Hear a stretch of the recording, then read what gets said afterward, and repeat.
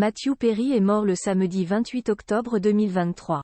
Retrouvé noyé dans son jacuzzi, l'acteur star de la série Friends n'avait que 54 ans. Pendant de nombreuses années, il a souffert de multiples addictions. La suite après la publicité. Les larmes sont difficiles à retenir face à cette triste nouvelle. Matthew Perry, qui a bercé nos enfances, nos adolescences, qui a charmé toutes les générations à l'aide de son humour sarcastique et ses facéties dans la série Friends, est mort le 28 octobre 2023 à l'âge de 54 ans. Le comédien a été retrouvé mort à son domicile, situé dans le quartier chic de Pacific Palisades, à Los Angeles. Selon les informations du Daily Mail, il se serait noyé dans son jacuzzi. Les causes de son décès restent, pour l'heure, un mystère.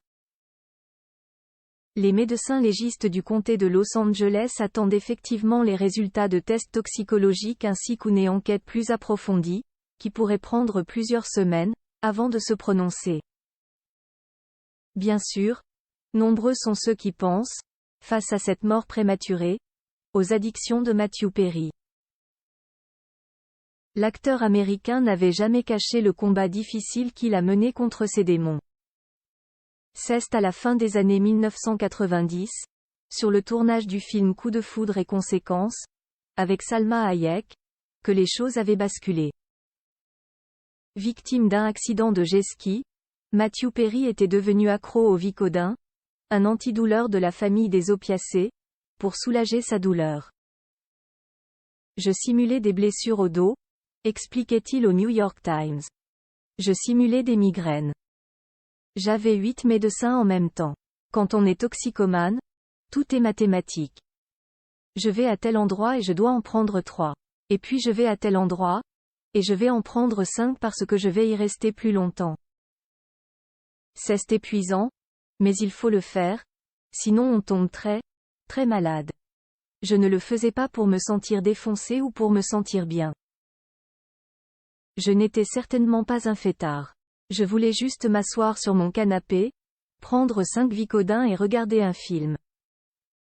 C'était le paradis pour moi. Matthew Perry a rapidement sombré. Alcool, opiacés, cocaïne.